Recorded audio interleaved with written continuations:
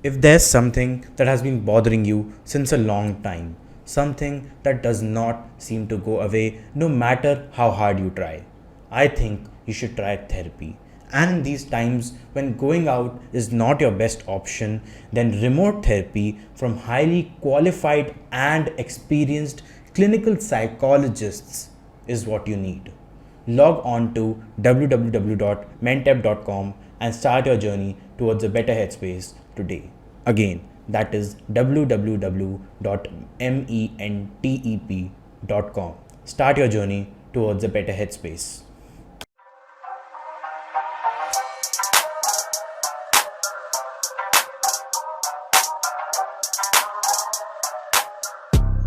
Welcome everyone to another episode of Sit with Sit. Today I'm sitting with Anwesh Satpathy. Hi Anwesh, how are you doing? Fine. Would you like to take the opportunity and introduce yourself and save me the, uh, you know, save me the pain of recording another video and putting it inside of this podcast? Yeah, I would say that's a bit lazy, but that's how it's right. Yeah. So I don't know what do you want to know. I write, but my interests are very diverse. So it's I don't know.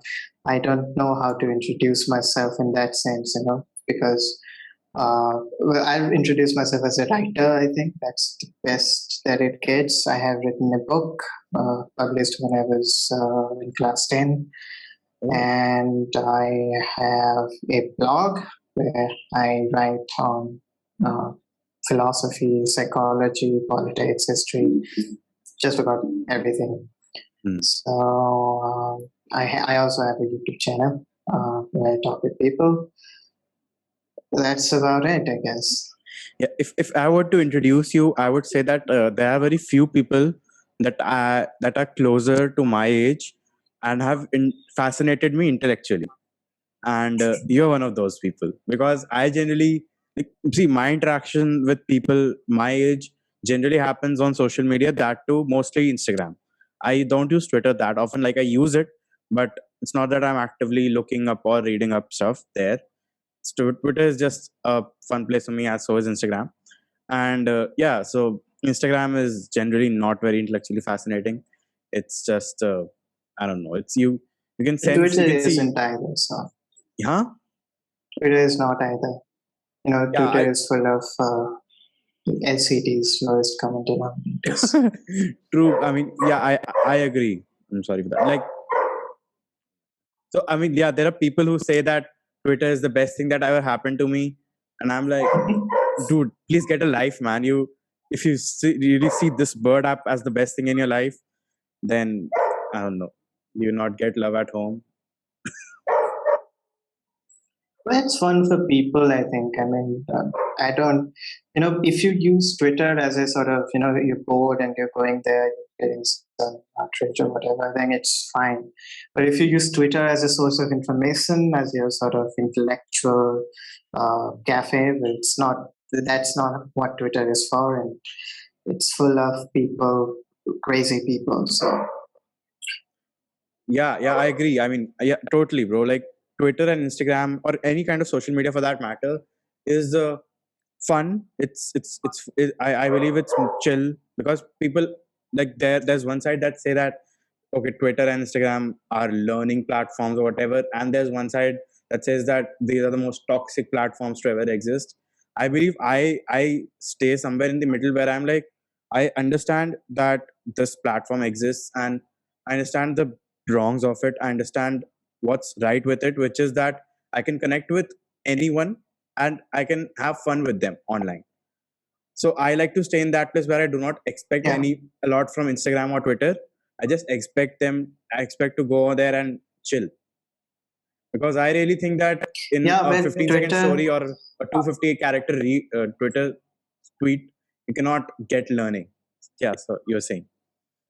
Well, I cannot say that Twitter has not been kind to me because it has sort of extrapolated my writings. It has exposed me to an entirely different audience.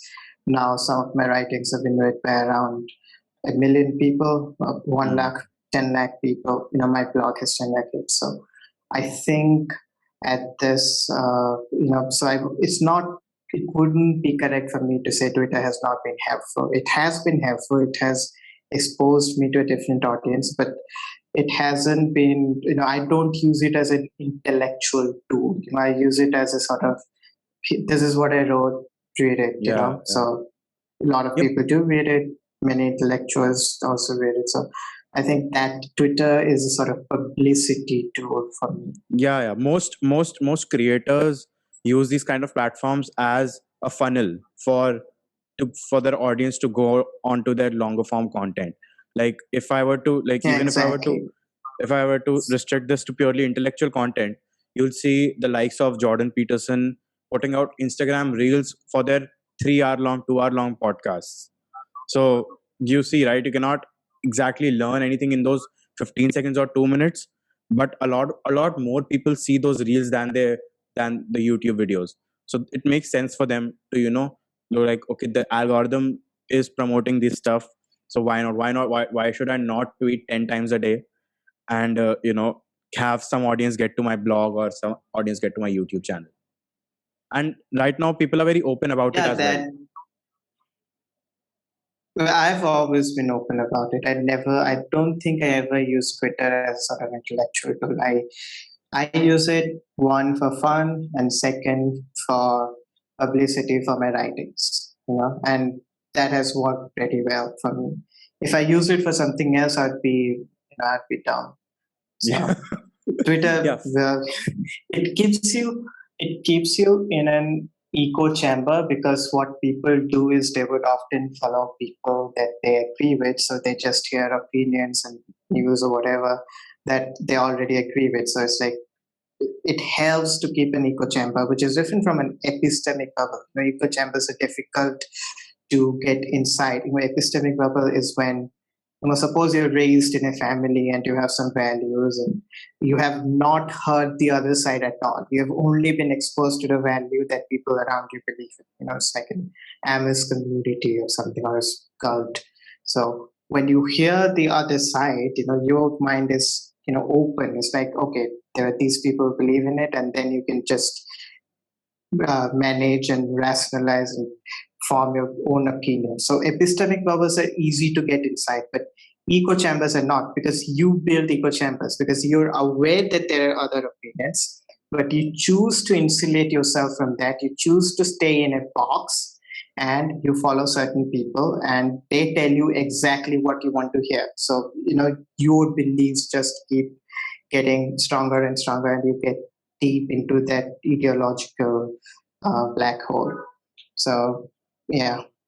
Dude, I wonder. I That wonder. social Yeah. media, YouTube and Twitter has just sort of magnified that. We didn't have that much with TV, or now we have in TV, but in past times, either in TV or in newspapers, which were just simple news stories. But now it's everything is sort of politicized and ideological. Yeah. Yeah. I agree, man. I mean, like, why do you think that it's so hard for people on Twitter, especially, or on Instagram for that matter, leave that echo chamber? I mean, because in their head, it's not an echo chamber that they're living in, right? In their head, they're not like, okay, I'm living in this bubble. So why can't I just look at a counter opinion? I mean, I'm you told me to not go political, but it's just a question that arises. We can digress in a bit as well. So Yeah, I think it's because of ideology. Ideology does things to people, because we're looking at it in terms of ideas, but it's not about ideas. I for a long time I looked at religion through the lens of ideas, and I was like, how can people believe in such crazy shit? But then I realized that this isn't about ideas, this is about identity. So this is why when you say something critical against religion, people feel hurt, because they feel like they are being attacked. It's about their identity, it's about themselves, it's personal. So what is happening at one level is that we are taking all these ideologies and forming an identity around it. So some people's entire identity is around an ideology. But they're that dogmatic, that ideologically possessed.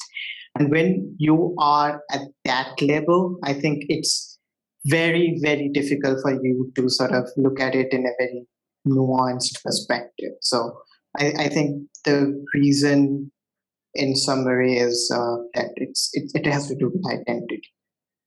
Yeah, because also like these platforms, they don't allow space for nuance. Because like I've spoken on this issue before, is that each Twitter thread, each Instagram story has to end with a normative statement, or else it will not go viral. It has to end with a Mhm. judgment. Like you're literally having like the most you have on Instagram is a 10 slide carousal post. The most you have on Twitter is a 40 tweet thread, and people still really feel that they can pass a judgment in just that. Because I've read research paper that ends with nuance, that end with questions, that end with that are open ended. And these people on the social media platforms really fascinate me. Yeah, I think they're psychological fascinating. It's like a cult, it's like a religion. So Hmm. it's the modern version of religion, essentially. Modern version of religion. So like what would you say the pre-modern version of religion was? Like was it God? Like do you prefer like I like yeah, I would like to expand on this religion idea.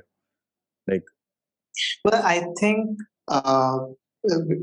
when I'm talking about religion, I mean that, like we use it in normal terms, like you're very religious, like I'm religiously against this thing. What that means is I'm very dogmatically against this thing. And religion, what it incentivizes is faith, that is belief without evidence. So, you don't have to, prove why there is a God. So, you just believe in it. You don't have to prove why you believe in certain rituals. What you do is you create a story around it, and, you justify the rituals using that lens. So, religion has been very good at that, and ideology uh, is basically doing that in modern era. So hmm, what it's doing is forming a group. It has to do with group identity, like I said. So it's like these people, they're in my group, and you folks, you're not in my group. It's tribal. It's tribal. It hmm. has to do with identity. So, and then there are these certain beliefs and these rituals that creep in. I believe in social justice. I believe in all of these things. And when you form your identity around that and the group around that, it magnifies. So that's what I mean. Yeah, I mean, yeah, I think I agree because once I was having this conversation with someone, and they told me that social media has increased the hate amongst people, or the gossiping nature of people. What I like, my response to that was, it has merely extrapolated what we already had. Like if, even our tribal nature, we already have it. Social media, what it does is it just Mhm. extrapolates it.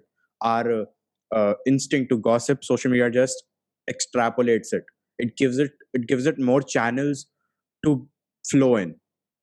Because because like till now, if we didn't have social media, like who do I have around me to become a tribe with? My parents, like, no, we don't really match in ideas. Like the most you can find is some friends around you that might be there. But once you go on to the bird app, or Instagram, you find a lot of these people, and the instinct gets activated, and you guess like, okay, you are my tribe. Like as you said, in group and out group, all of that, just starts getting into play. So it's not Yeah, something that comes along. let me elaborate that from a psychological perspective, Okay. because uh, this generation is getting very depressed. Like depression levels are very high up, and I'm speaking. This is from these statistics are from Jan Twent's book, excellent book, iGen. So what she is proposing is that, look, from around 2000 to 2005, depression levels for boys and girls were roughly similar. They weren't that high. Boys and girls have roughly similar rates of depression. But after 2008 and 2009, what you see is depression levels for girls just rise up almost exponentially, while boys remain fairly stable. So what happened in 2009 is, in 2009 was the year when all of these social media started popping up. Instagram, first it was Twitter, and then Facebook, and then Instagram. And around 2016 to 17, the rate for girls was much higher than the rate for boys. The reason for this difference is that boys don't use social media as a weapon. They use it as a sort of, they play games, so it doesn't really impact them that much when it comes to depression. But girls, the way girls show aggression is different than the way boys show aggression. So girls would, if they think that if they want to hurt someone, what they will do is, and this has to do with socialization. It's not biological. It has to do with socialization. What they do is, they will not invite you to their party. They will talk behind your back.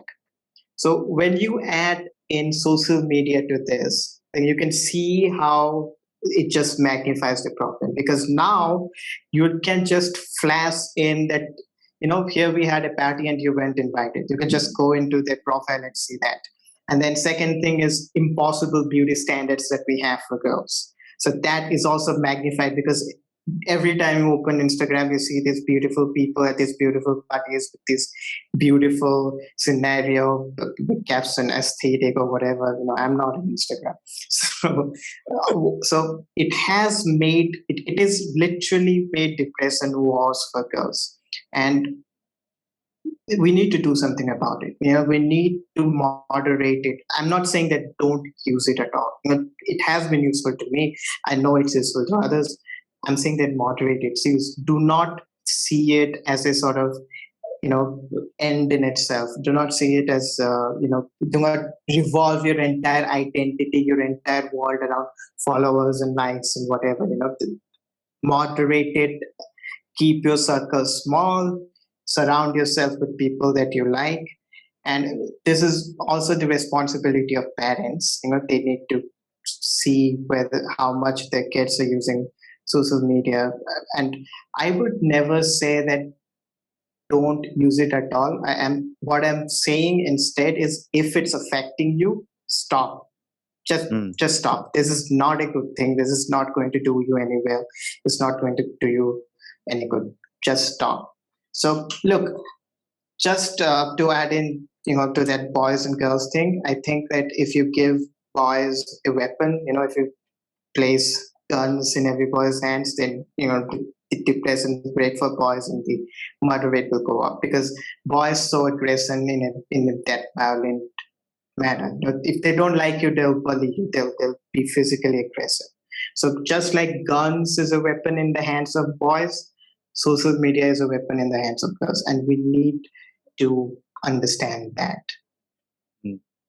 Yeah, I think it majorly also goes back to the thing with identity, because a lot of people, we don't realize when they're on social media that there's a world outside which is much more bigger and which has a lot more elements, because as you see, right, the when social, like right now, Instagram, people are living off of Instagram. They are, having a lot of followers, doing those reels, the makeup, the modeling, and they're gaining money out of that. But as you said, if you don't, if it they still have to do it if it's effective them, if even if it's affecting them, because they might just not realize that there's something that's out of this world. And also, I think the moderation part that you mentioned, that needs to come from both sides.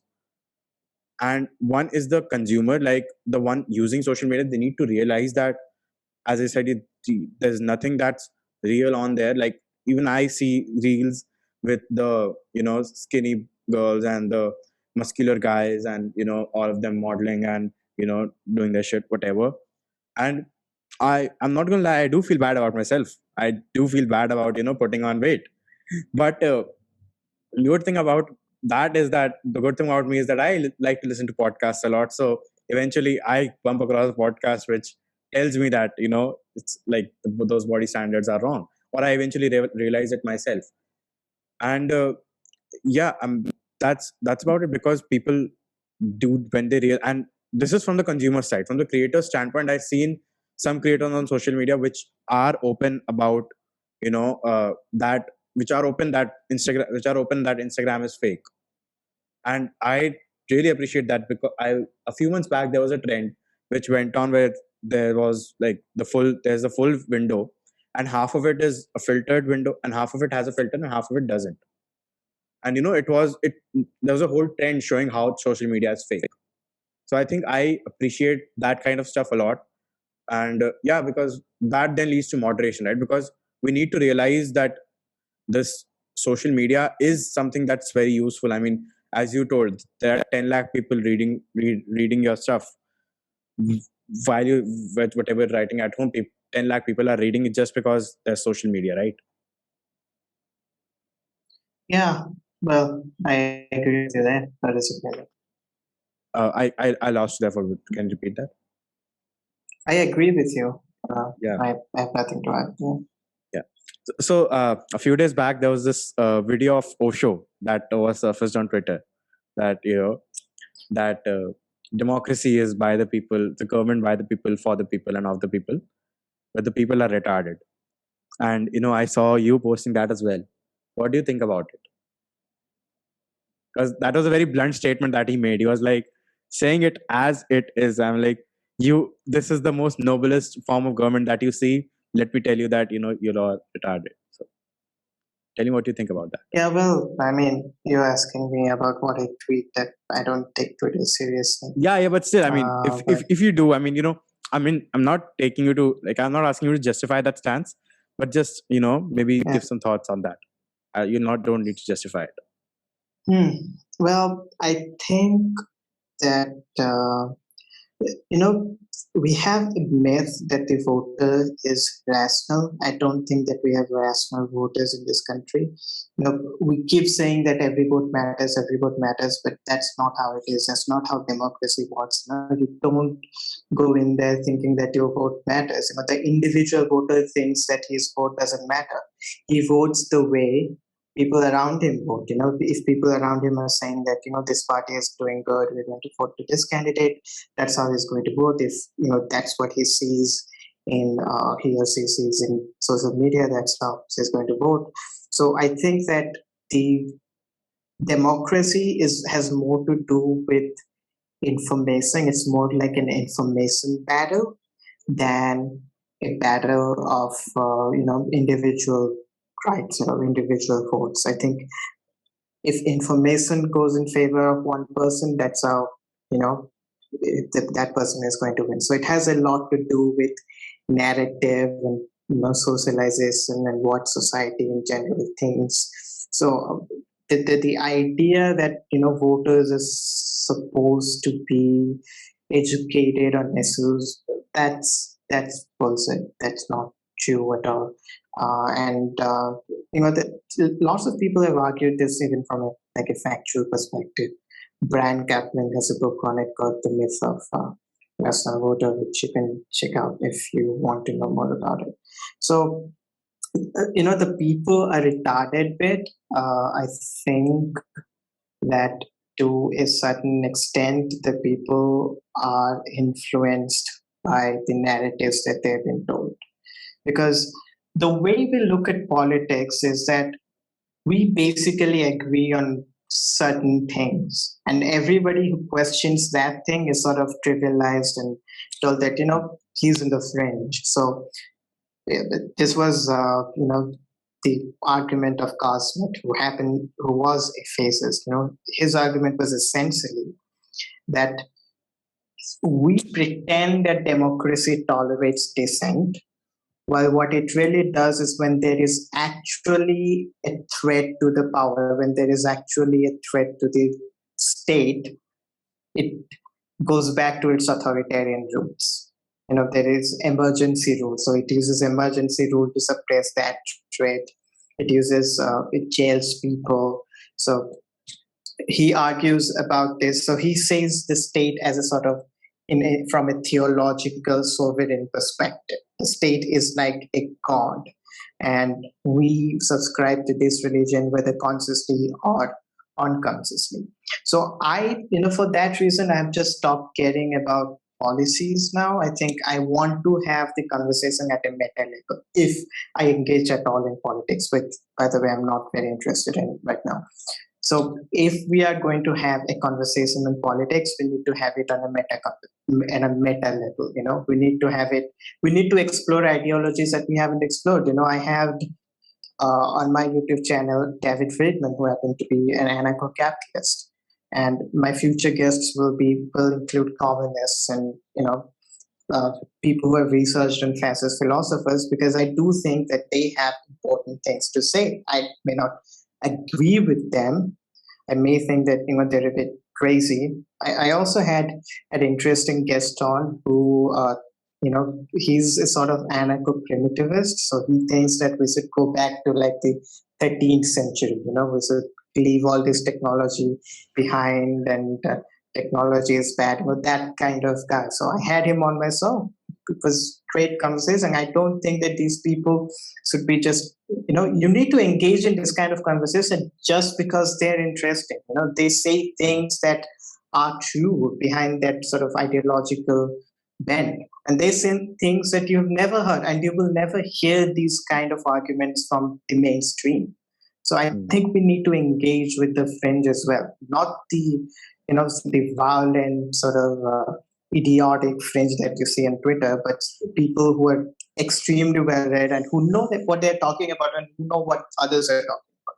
So the intellectual fringe. Yeah, exactly, bro. That's what I was getting at. Talking about democracy, this is something that I just thought on the fly. I might just be wrong with it, but I think with democracy, we expect human beings to behave as tokens, economic tokens. Like if you look at capitalism, let's just say, what capitalism, the capitalist philosophy, what does it say? That let's just not have any control over these people, the economy. Let it do its job. There's going to be an invisible hand that's going to take care of the market, and the market is going to be stabilized. And that's what we think with democracy as well. Let's give power to every person, and eventually people will sort themselves out in a better manner. But what we fail to realize is that the tokens that we expect people to be, they're not static tokens. Like in a capitalist economy, the static token is currency. But with people, these people they're not static. They're very dynamic, and they don't realize the value of the token that they have. Like the token does not realize its value and its job. So we can have all the twisted narratives, and because the tokens are not static, they're going to change, and they don't realize their value, and everything just goes haywire. And that's also what connects to what you said, that we need to engage with the intellectual fringe, because the problem right now is that we are so caught up in narratives, we are so caught up in derivatives of the truth, that we don't really understand, because that we don't really understand the thing that we're understanding. Like we don't really understand the concepts that we're dealing with, because they are so screwed up. They're so I don't know how, but it's like they crumbled. It's like if I wrote democracy on a piece of paper and then I crumbled it, then we have concepts that look like that. Now we have derived it to a point that where it's either too simple and wrong. Eventually it gets wrong, and that's where I think people like you come in, who are like, let me get these intellectually French people on and have the conversation on meta level and start rethinking the ideas that we already have. Let me start from the exact scratch. Let me not see what the media is telling me or what social media is telling me, and see that, okay, this person has spent his time with, going back to the primitive ages and then coming up with an argument. Let me see what he has to say, or what a core capitalist has to say, so that I can construct a better worldview for myself.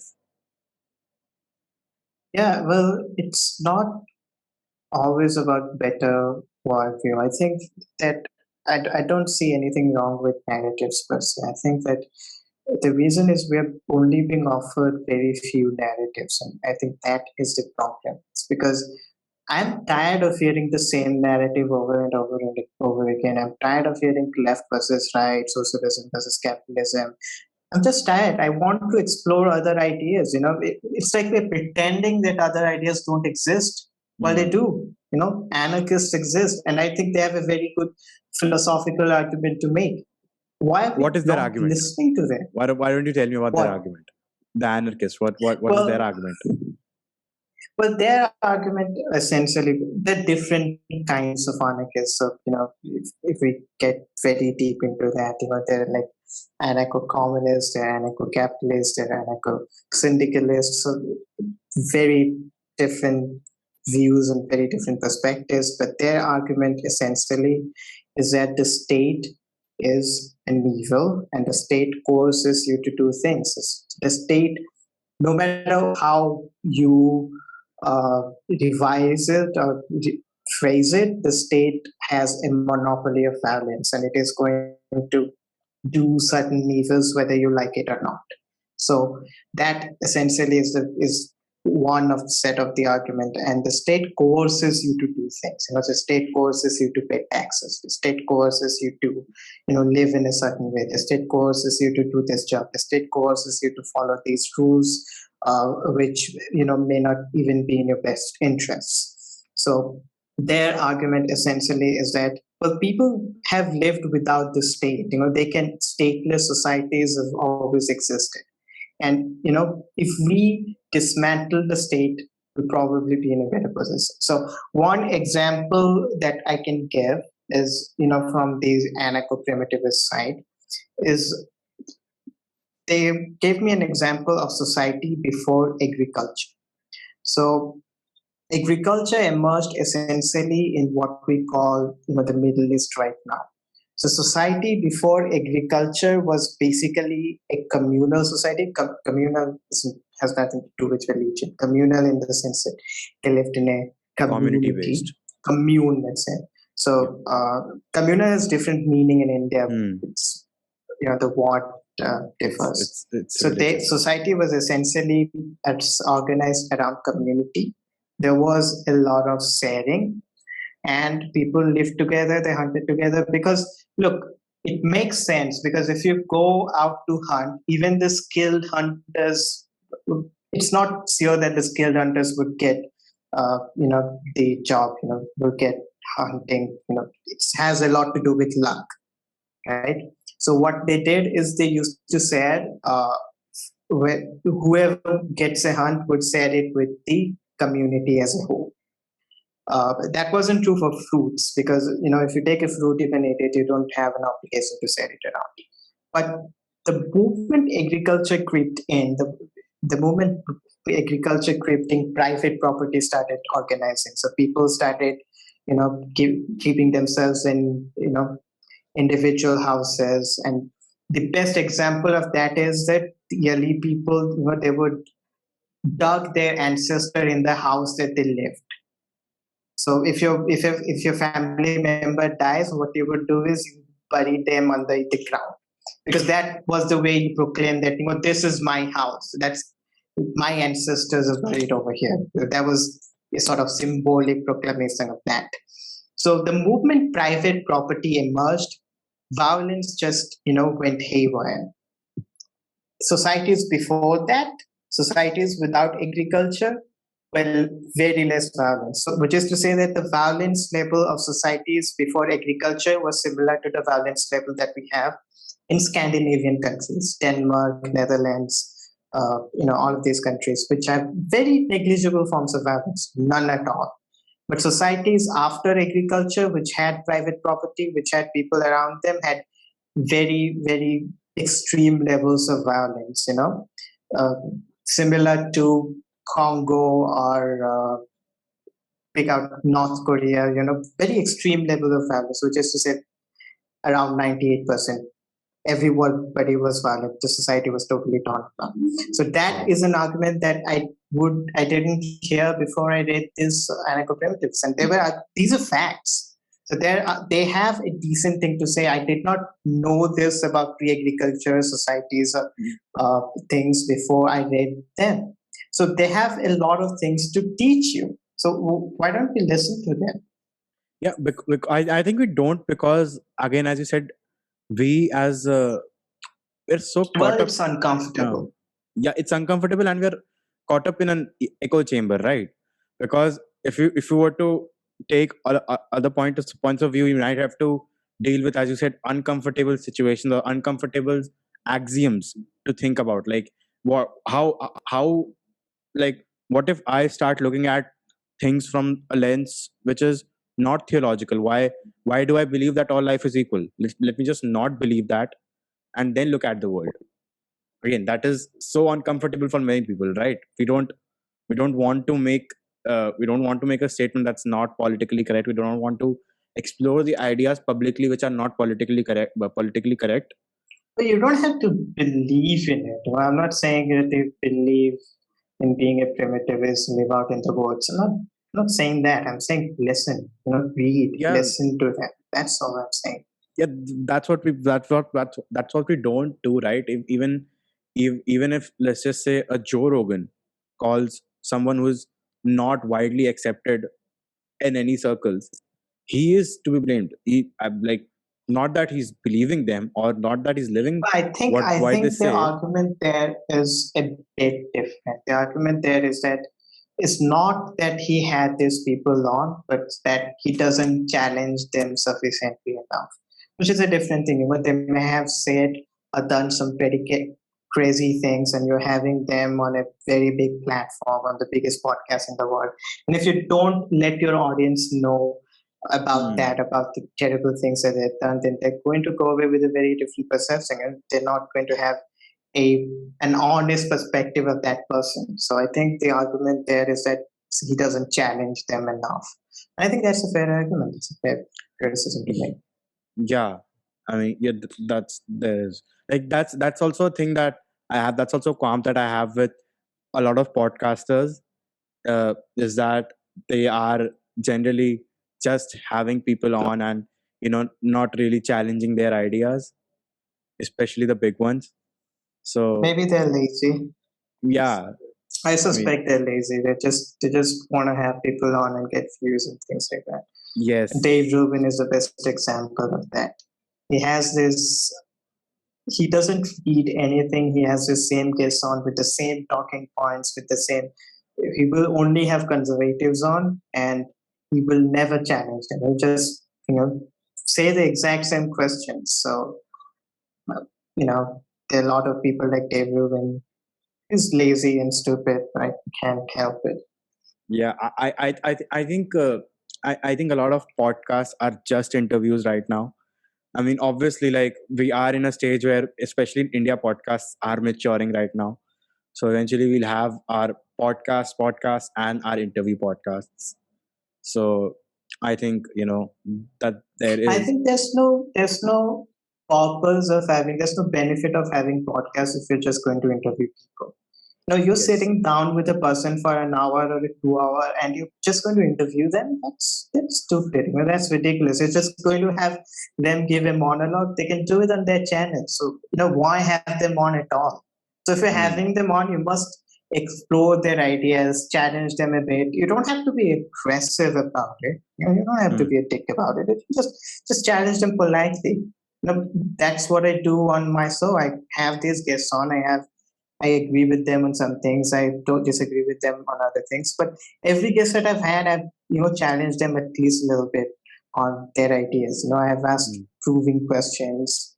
I have had David Friedman on, who is the son of Milton Friedman, the Nobel laureate. He's a libertarian, anarcho-capitalist, and Hmm. I challenged him. I talked, I argued with him about the benefit of anarcho-capitalist society, and it was very, very interesting. Like, it gets boring if you just interview people. I don't like, if I just want to listen to you, I can do it on my YouTube. Why invite you on? Why can't I just watch your stuff or read your books? So yeah. Yeah, I think I agree, because there's this friend of mine who I have a conversation with, and like whenever we talk, we don't talk for anything less than 1 hour, and it's always that we are continuously disagreeing with each other, continuously throwing swords at each other कि नहीं ये बहुत बेकार बात है, और या फिर this is not the right thing. And eventually what you realize that the 2 hours of conversation that you've had, that in itself doesn't matter if you reach a conclusion or not. That conversation in itself is a pool of so many ideas that can be picked. I mean, like I remember this time when uh, we just got on a call and we started talking about free will and determinism, and we ended at something like our black holes conscious. So it was like that, and we're getting into so many, and we're getting into really deep into it. I mean, we're getting into analogies, we're getting into we're challenging each other on the smallest ideas, on the minutest details of the ideas that we are throwing at each other. And it's just so stimulating that an interview is not. Like, I mean, what's new with an interview? I mean, I remember getting people, like when I started this podcast, I used to have my friends on, I still do. And people don't really got the concepts of people don't really get the concepts of podcasts, just thought that it was interviews. And I'm like, it's not an interview, you can clearly see that happening, but it's just that. Yeah, I think that podcasts, there is an audience for podcasts. In India, especially right now, it's just starting out. So a lot of people are doing podcasts. So there's an audience that demands intellectual conversations. And I don't think that if you just do interviews that you're going to get very many views or clicks from the audience. The audience doesn't want to listen to interviews, or they can just watch TV if that was the case. They want to listen to, they want to learn something. They want to listen to a new perspective, a new idea. They want to listen to two people battling or dwelling there out while being respectful to each other. And I think that is the beauty of podcasts. And some of these podcasts get around 1 million views. Joe Rogan's podcast get around 5 million, 6 million views. And for a 3 hour conversation like that, the fact that millions of people are watching it is, it's like a miracle. Who would have thought? In Because it was a fast transition. Previously, we just had 5 minutes of news bites, and now we have got 3 hour long conversations with obscure academics, and millions of people are watching it. Wow. Yeah, exactly. I mean, because I think as you said, right, we what podcasts did essentially, it's that they cut out the fad. I mean, they didn't really, because as a podcaster, I don't need to care about the prime time. I don't need to care about the slot that I'm having. I don't need to care that okay, I have a 30-minute window, because you'll see we have TV debates, don't we? But all we see is just a panel of people shouting. Why? Because it's 9:30. We need to get people, to that. We need to get people to have their chai and have some entertainment and not something that's stimulating, because we need to wrap the show up in 30 minutes. So the moderator needs to ask these particular questions, and these people need to speak a certain amount of time. But with podcasting, all of it gets cut off. It's like, let's just get in a room, let's just start speaking, and we see where it goes. And no editing. No So editing. I that's mean, I'm a fan of important no part. editing. I'm a fan of, like, even if there's awkward silences, even if there's like 20, 30, 40 seconds of some glitch, I'm like, let it be there. I mean, I've like I recently had a friend on, who has never done a podcast, and in the middle we had like a 10-second silence, and he was like, "You'll cut it off, right?" I'm like, "No, not. It's just a you know it's just awkward silences, man. That's what happens in real life. You do get awkward silences." Yep. Uh, it's just, it's dumb to edit because people are. I like raw conversations more. I like raw music more. I like raw conversations more. It's just more realistic. I don't want to hear a scripted conversation anymore. Just want to see two people talk it out and see where the conversation goes. It's like this isn't scripted. We didn't decide to talk about this. In fact, I told you not to talk about politics. We've talked politics for 40 minutes now. So well, we can move on now, I mean, I right? hope So I hope it's not, I hope, because I didn't really plan on no, talking it's politics, but it's it's just that, you know, just, this is just how the normal conversation flows. So I don't mind the conversation flowing in a natural way because that's what happens in real life. Like if you were sitting here next to me and we were just meeting up and we would have the exact same conversation, it's not like I'm going to tell you, oh, don't talk about this, don't talk about that. Just going to talk about things that comes up. So that's the beauty of a podcast. I like how you said that you like to get meta before, and now we are actually in a meta conversation. So, dude, Yeah. how so? What's your like? What do you think about Freud?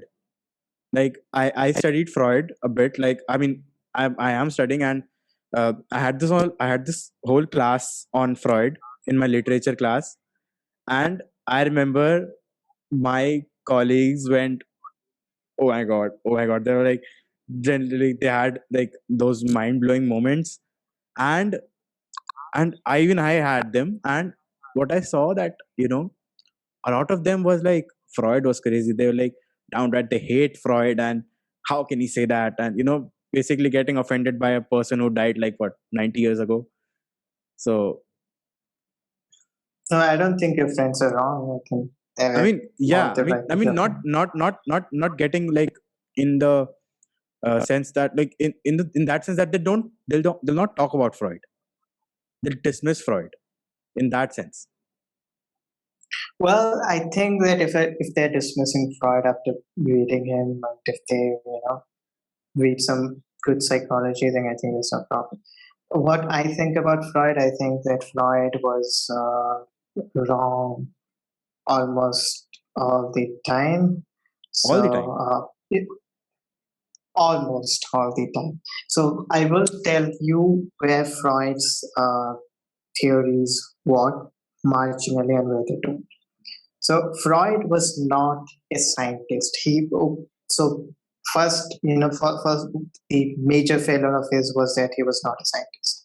He claimed that he was creating a scientific theory of psychology, psychoanalysis. He thought this was scientific and this was, but the major flaw in Freud's theory is that it's not scientific. It's subjective, first of all, and it's also patriarchal. So the hate part comes in. He reduced everything to sex.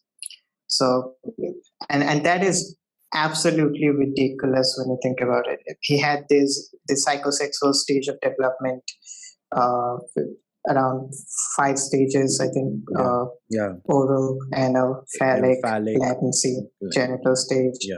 So And then the the phallic stage. first stage was. Do you want me to explain it? I mean, yeah, we can just go about Just it like real quick, like if you want. okay. So I'll just talk about it a bit. So the oral stage is essentially, the first stage. It has to do with mouth. So the mouth gives you. Freud's claimed that the mouth gives you pleasure, which is why children's, they're concentrated on eating and sucking and putting every object that they see in their mouth. This has nothing to do with mouth giving pleasure, by the way. We know that from scientific papers. It has to do with the nerves that children have. So it has more to do with exploring and things like that. So the first stage was that. The second stage is the anal stage, where where Freud says that now people derive pleasure from their sort of pooping and peeing. That's how they're going to derive pleasure. So that's the second stage. The third stage. Okay, I'm just breaking it down in simplest form. There's a lot Yeah, more yeah. to that.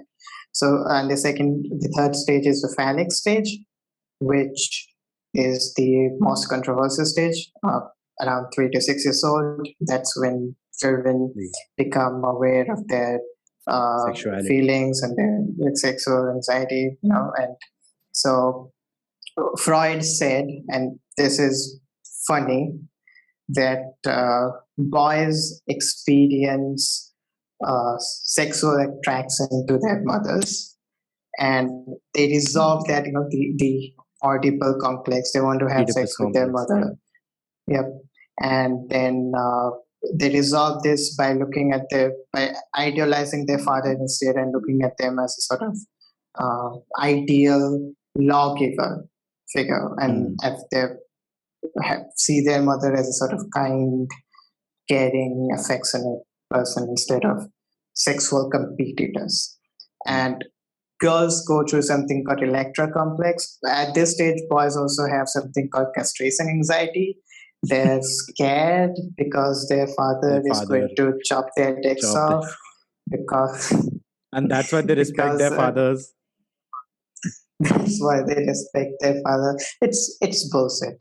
And then girls feel penis envy. They want to have penises, so they resolve by seeing their mother as an ideal figure and seeing baby as a sort of alternative to penis. So it's like you just like, this is funny, outrageous, hateful, patriarchal, and unscientific. So Yeah, all at of this point, it's like this stretching it is too much. I mean, really too much. I mean, bro, how do you feel? How does even someone come up with something like that? I mean, I'm more sympathetic on the patriarchal end. I feel like in the times that Freud lived, the society at large was extremely patriarchal. So if a psychological study of or a scientific study does not pay attention to women, I would not I would not put that on the person. I'll put that on the society. I mean, obviously there are that, again, as you said, it's very patriarchal. But I feel that it was more well, society I'm than not him. sympathetic on It that was more end super either, ego than it was because id for look, Freud. Look, when you talk about psychoanalysis, then you're also talking about people who were students of Freud, and they just completely broke away from Freud. They were like, "This is hateful. This is patriarchal." Karen Horney, who was a student of Freud and was a psychoanalysis analyst, and she talked about how Freud was being too patriarchal and not focusing on girls because he was completely focused on boys.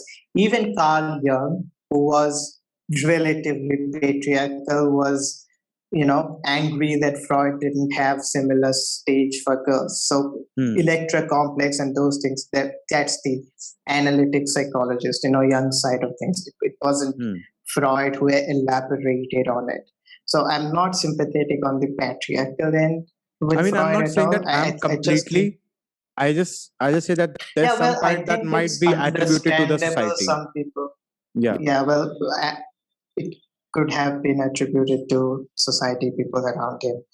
But, well, that's the first thing. The second thing is, uh, does his theory hold up in a clinical environment? Because psychoanalysis, first, he claimed that this is based on scientific research, and second, does it hold up in clinical environment? And I don't think it does, because, well, the first thing is, suppose you have someone, in psychoanalysis, the central aim is that the therapist knows more about the person than the person himself or herself knows. So if you have someone come in and they tell you their life story, they tell you that they have anxiety or depression, a psychoanalyst is not going to give you drugs or do CBT or whatever. It's just going to go to deep into you and try to think what traumatic event caused this thing to be. Hmm. So that those assumptions, they're always held, like, they go to the extent that they're going to hypnotize you and take away your traumatic event, and even then if the traumatic event doesn't come up, then they're still going to prod you and try to find out that traumatic event in question. But the assumption is that there is a traumatic event, and often there is. We know that from facts. We know that because of the role that hormones play and the role that society plays in depression and anxiety and neurosis and things like that. Also, they have a tendency to reduce everything to sex, like Freud did. So Freud had a very funny story. Your audience might like this. In one of his case study of little Hans, so little Hans was afraid of horses, and he was afraid of horses because when he was a small boy, little Hans was 6 years old when this happened, and we're talking about a 6-year-old child. He saw a horse cart fall down, and that was traumatic, so he developed a fear of horses. So what Freud said, after analyzing little Hans, is that the problem with this child is that he's afraid of horse dick. So, and he's scared of the attention that his parents are giving to his little sister, because his parents are not telling him the truth about how his little sister came into being. So Freud says that the problem was resolved when little Hans was given a sexual education, So when he was told about sex and masturbation and all of these things, his sort of fear of horses went away. This is completely ridiculous, right? So there's also, I'm not going to go into more of his case studies, but you get a sense of how ridiculous and laughable his case studies are, right? So his case was not scientific because it was unfalsifiable. If I am suppose I am a clinical psychologist and you're a client, and I tell you want to have sex with your mother, and I say, no, I don't want to have sex with your mother, and you get angry, and I'm like, oh, well, that's denial. You're denying. So, deep inside you, in your unconscious mind, you want to have sex with your mother. Circular logic. Yeah, so it's a circular logic. It's unfalsifiable, and hates you lose, tells I win. Same thing. So because of that, it's unscientific. It's patriarchal. And it's not very effective either. Okay. So I think that Freud should be kept into the dustbins of history. Having said that, I must say that there are some cases where people have depression because of a past trauma. So hypnosis often works, but most therapists, most clinical psychologists use hypnosis as a sort of last resort. When you do everything and it's not working out, you use hypnosis to find out if there is some repressed memory or something. And the repressed memory thing is not really scientifically valid either. I mean, you may not have experienced that. You may have been just making a story up because we create traumas to justify what we're going through. So it doesn't have to be real, but if it works for the individual, if extracting a repressed memory, makes you feel better, then we're good to go. It's not scientific, but it can work in that sense. So I think that that's it about Freud. But having said that, last part, you can use Freud psychoanalysis in a literary context. Like Slavoj Žižek has done it. Actually, Lacan has done it. Yes. Well, you can use it in literary context to analyze, because that is very interesting. But in psychology, not really. I really like to look at Freud as a cartoon character. Mm-hmm. I look at him as a caricature. I'm like, I look at him and I'm so amused. Like in a way that I'm like, it's funny to me. You're even saying this. So it's like that for me. So I'm like, I'm not again, as you said, I don't agree with Freud. I don't follow Freud. I don't think he was scientific enough or at all. Well, most psychologists do not agree with Freud. Yeah, I think there are one or two who do, but one or two out of millions. So but I most clinical psychologists are not psychologists. but I'll just say that But the people have guys, this misperception that Freud is psychology. When you mention psychology, they're going to talk about Freud. It's like Freud is not psychology. It's just like taught. It's just given one class in like intro to psych. Like that's it. That's all there is to Freud. Psychology has moved far beyond Freud, and most psychologists do not even consider him as credible. yeah, Most of his stuff is BS. So I don't yeah, know why there's such an obsession with Freud. I think the blame is on literature people because they're more focused on Freud than psychology yeah. folks. Freud would blame it on that, Freud would blame it on sex or something else. So should I throw away my copy of Civilization and its discontents, man? What should I do? But I mean, read Freud. It's interesting. I don't care, but read it with a critical eye. I think most of the stuff is BS. I'm not saying don't read anyone. I would not say that about a fascist or an alt-right or any kind of even hateful figure. I mean, read everyone, but don't take them seriously. That's all Yeah, I'm saying. yeah. I read I think everything. yeah. I think it's like we listen to these political people or the psychologists with the intent of agreeing or disagreeing with them. I mean, I think a lot of it just comes from maybe how you're taught stuff when we were younger, because this is academics that we're getting into, and since our childhood, our form of academic has always been one, like, it has to end with a full stop.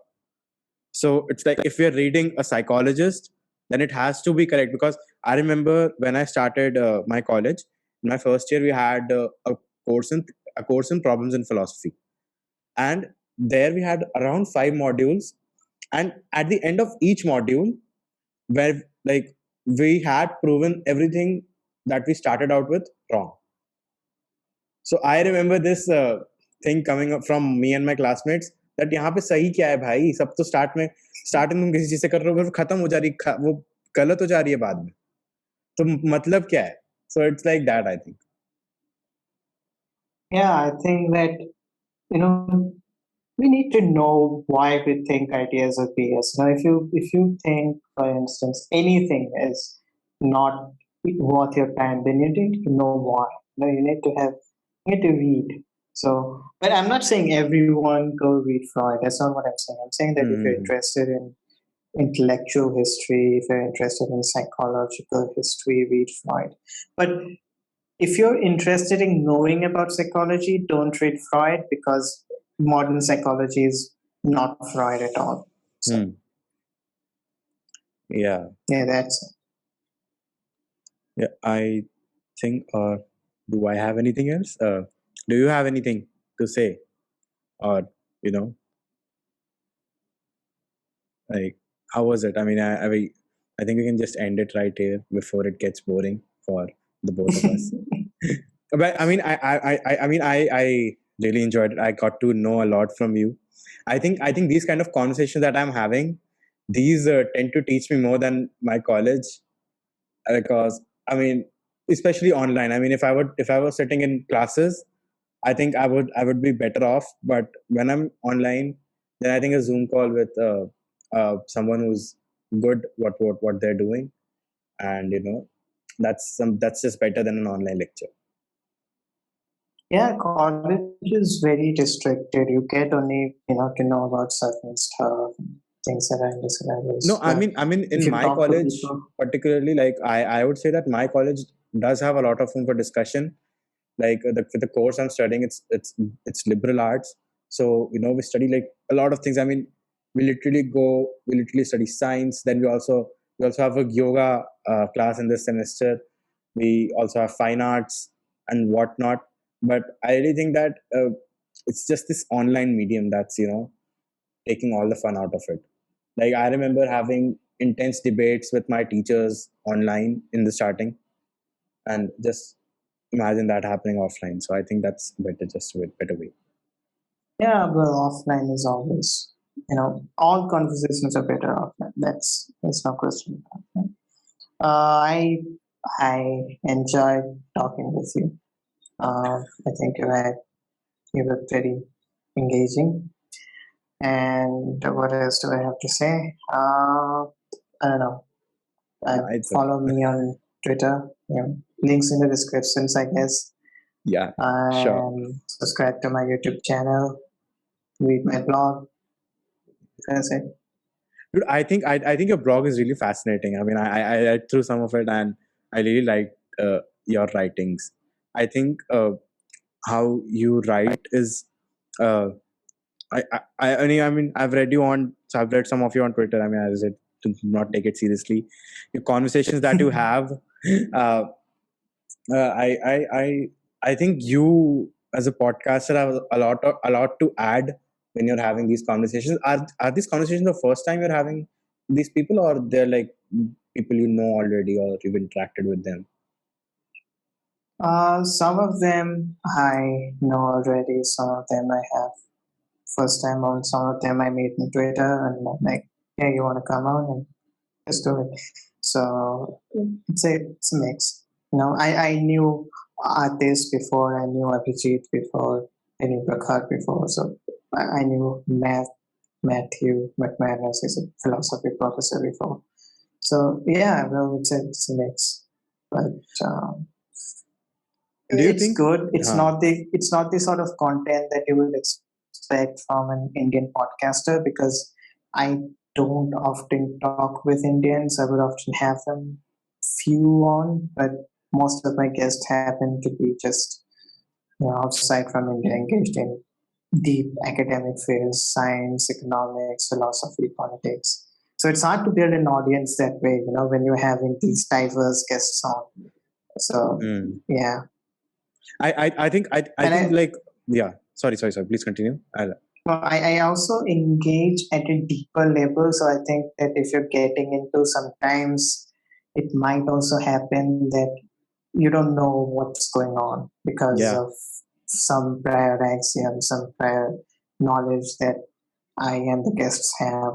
So that might be a problem in some of the podcasts, but most of the podcasts are pretty accessible. The Hmm. audience can check them out.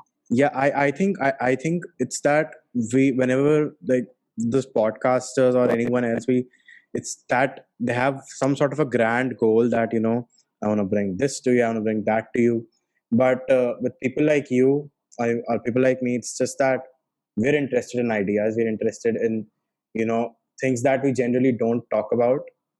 Like one of the lines that I use for my podcast is that I talk about things that the internet either deems too simple or too complex to talk about. Yeah, well, I think that's a nice way of putting it. I think that it's hard to build a business model that way, to be honest. I think that every podcast that you see, I watch them and think, oh God, this is too simplified. Like, this is like they're not even getting deep into it. Well, I engage, in a very intellectual sort of, I keep saying the word meta manner. So I think uh, I don't see a lot of meta conversations in Indian podcasting. I don't think I see any. No, I think there's a lot of people who are funny. There's a lot of people who are talking about BJP, Congress, blah blah blah blah. I have never come across an Indian podcast that is like, like Sam Harris's podcast or uh, Freakonomics or reviews, Malcolm Gladwell's reviews you and hear history. I Peterson's don't think this. podcasts? Yes, I do keep track of it. I think he has interesting guests on sometimes. I don't agree with Peterson on everything. I have strong disagreements with him, but I think he has interesting conversations on. Yeah, And he's a polarizing figure. I yeah. have, in some of my articles, I have critiqued him very ruthlessly. Uh, I'm gonna use it. I mean, I remember listening to Peters. I mean, I just remember listening to one of Peterson's podcasts. So I like to go on long walks, and Hmm. I've like I've walked what 8 9 kilometers, and I'm so into the conversation. It's like, I mean, at that point, I'm questioning so much, because what like the stuff they were talking about, that the conversation was named at a conversation so intense it might as well be psychedelic. So that was with John Verbeek. Yeah. I don't even exactly But remember, I but don't get my information from podcasts. I get my information from books. I listen to podcasts for fun. I don't listen to podcasts for information because I think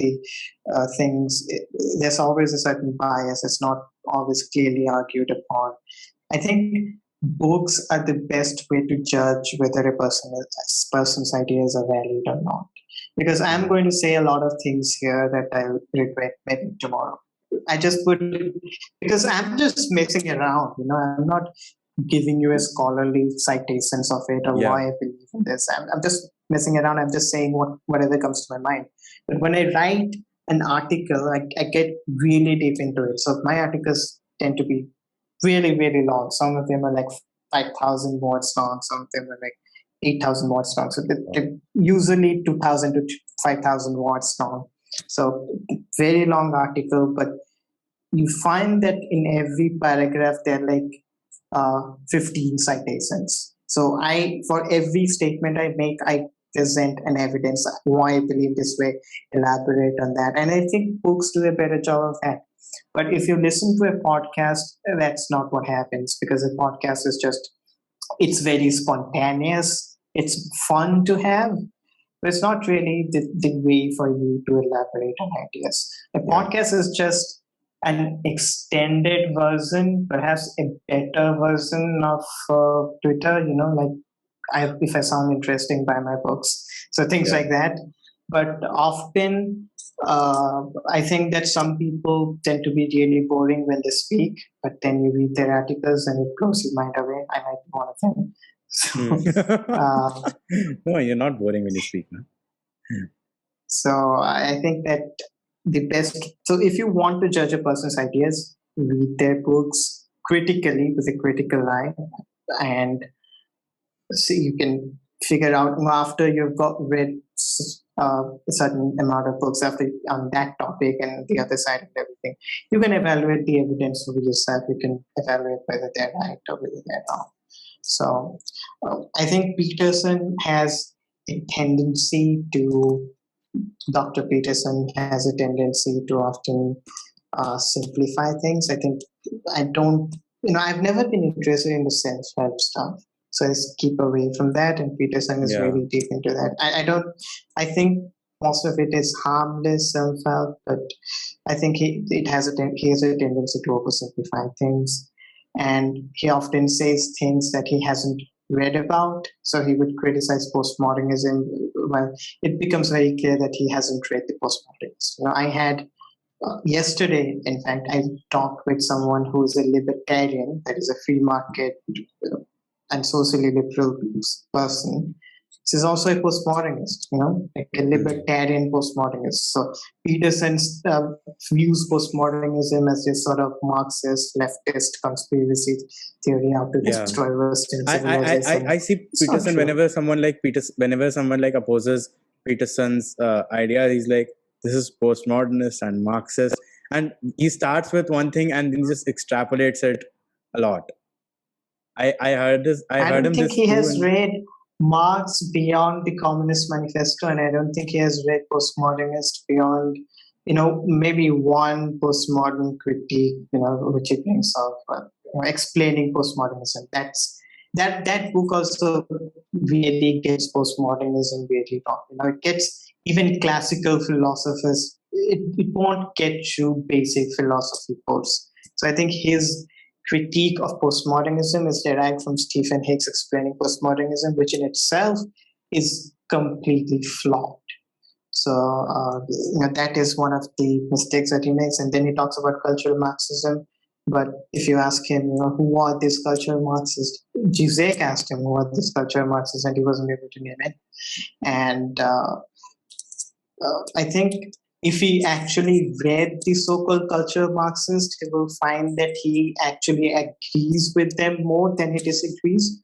Postmodernists, for instance, share his disdain for ideology.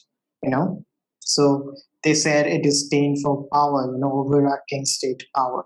So all of these things, many of these things, Peterson would agree with. He would agree. In fact, Roger Scruton, I don't know if you've heard of him, is like he was like one of the greatest conservative philosophers ever. He had the exact same critique that the so-called culture Marxist Theodore Adorno did of the culture industry. And he admits that in his books. Scruton actually read the postmodernists and disagree with them. I'm not saying that there is no legitimate criticism of postmodernism. I'm saying that Peterson doesn't have that legitimate critique of postmodernism. I think he strawmans his opponents when it comes to postmodernism, when it comes to Marxism. I have seen him Mostly strawman politics. people. I have seen him strawman. I think it was one of his Q&As. I think it was to some extent where someone asked him that my friend does this and what should I do about it, and he answered it with, well, ask your friend this something on their identity. So I was like, okay, that is a strong argument. That was I think the feminist feminine chaos. I think yeah, it has something to do with feminism, and the question was why why do you represent feminine as chaos? And he's like, well, I'm not representing feminism as chaos and what these other people did, and I'm just saying that this has always been the way. And I think that's a ridiculous way of thinking. Like, okay, other people have represented chaos does not mean that the feminine is chaos. I mean, elaborate on that. Why do you think that the other people are right? And I don't think he did a very good job of elaborating. It was essentially argument from authority. Right? So he has these twisted views on feminism. Basically, on politics, most of his views are twisted. But I don't hate, I don't think that he's as harmful as someone like Mentep. I think he's just a classical liberal who is a is a bit lazy and doesn't bother to read the postmodernism. I really don't look at his politics. I like. Well, I think most of his people got to know him because of his politics. Yeah, I tend to not focus on that. I love him because of how articulate he is, and like when I think he's very vague. I think often he's extremely vague. He would say one thing and mean another. When I'm trying to think of an example, so he was vague in that Vice, interview. Yeah, expanding on the evolutionary psychology part and just messing it up. He's vague when it comes to his belief on God. He's vague when it comes to his, definition of what constitutes truth. And he's vague when he just, gives out random statements which really, are unscientific. He would say things like, this Chinese representation actually is a representation of the DNA. That's complete BS. It's just because it looks like the DNA doesn't mean that it is a representation of DNA, because the people over there did not have the access to scientific technology that we have. They did not know about DNA. So how can this be a representation of DNA? It's just two snakes. That's exactly how snakes wrap up, when they're mating. So it's not even original. So to claim that this is a representation of DNA is absurd. I have also listened to many of his lectures where he talks about, how quantum mechanics in his debate with Derek Jesola, where he also claimed that he was a neuroscientist because he doesn't have a neuroscience degree. Yes, he said, I'm a neuroscientist. He has also claimed that I'm an evolutionary biologist. He has no degrees in those or no expertise in those fields. So I don't know, man. You just destroyed my hero for me. What? Well, I have explored him, I think, extensively. So I think that yeah. Your audience I think you're right some parts of it. But yeah, please continue. Yeah, so I think that Peterson is harmless more for the most part. Sometimes he does a great job of explaining psychology. I think the Jungian stuff is BS. Most psychologists don't believe in that. But his personality series of lectures, 2017, I think they're good. I think uh, it's interesting to watch his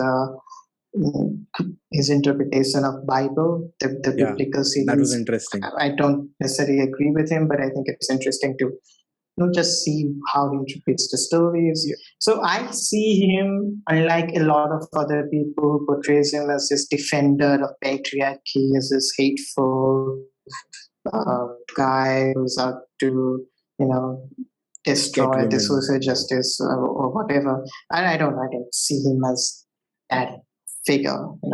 There was, in fact, this.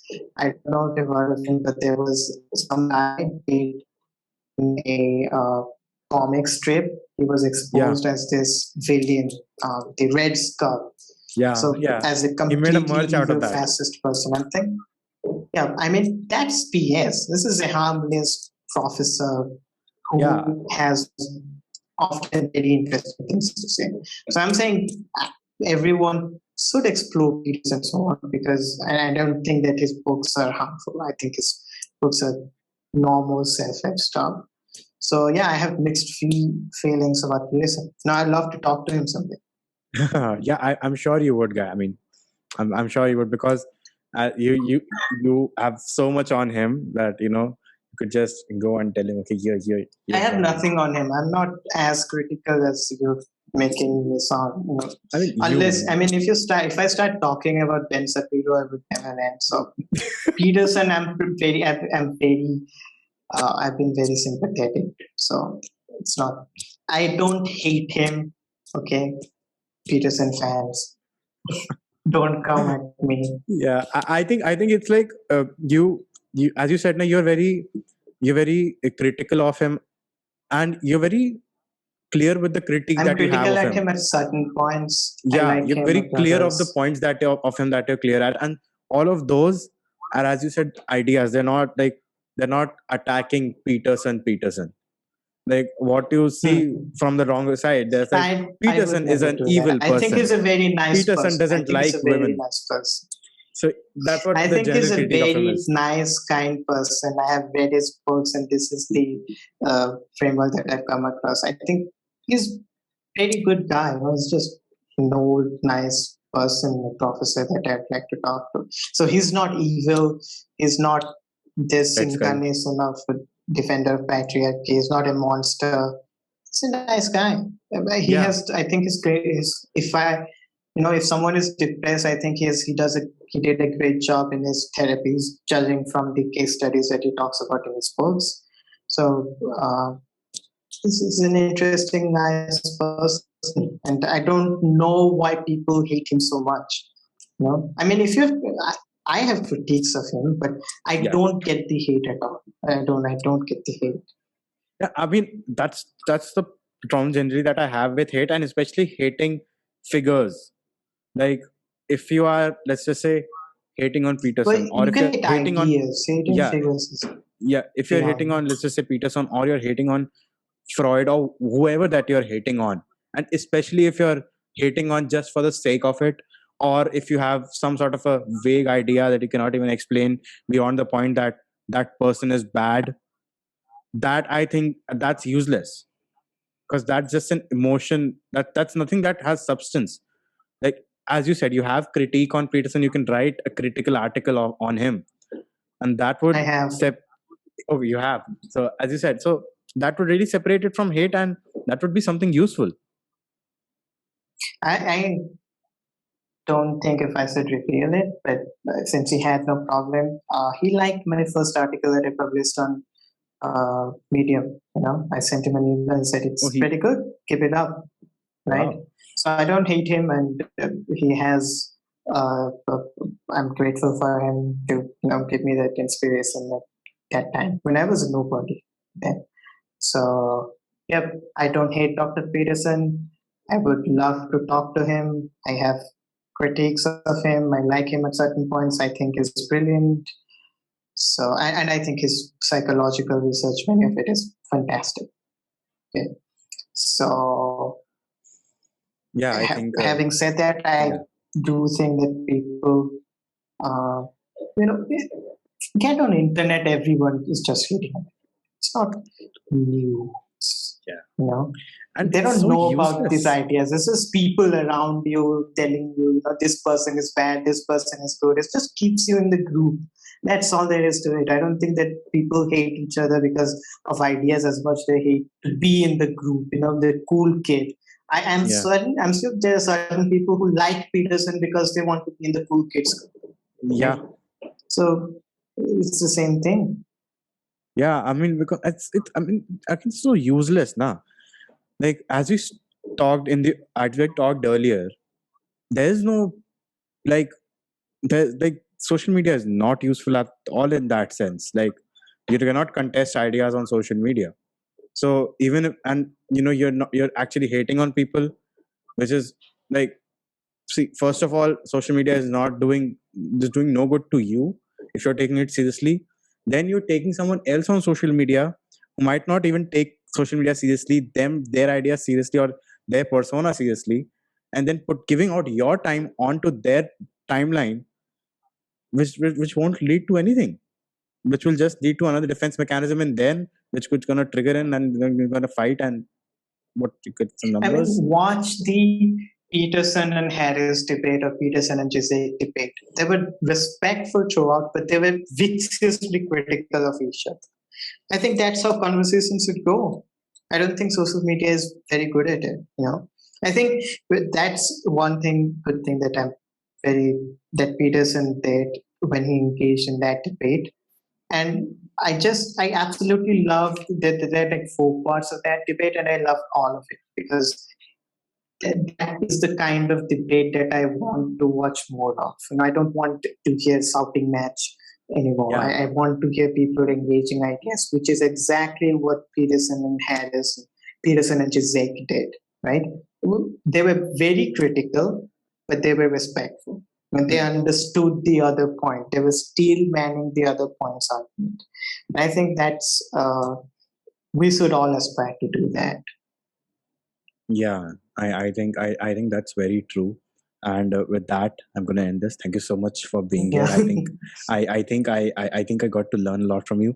And as I said, now I want to go back to that podcast for a point once.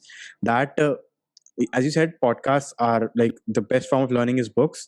I think there are like I think the reason for that is that you have to be committed to read a book first of all, and then what I will say is that you can use podcasting as a learning platform in this sense ki if you find something interesting in the conversation, let's just say you like in this 1.5 hour of conversation you found Freud interesting, you go just you have some parts of you have some introduction or some gist of Freud. Now you go pick up one of his books or some of his works and start reading.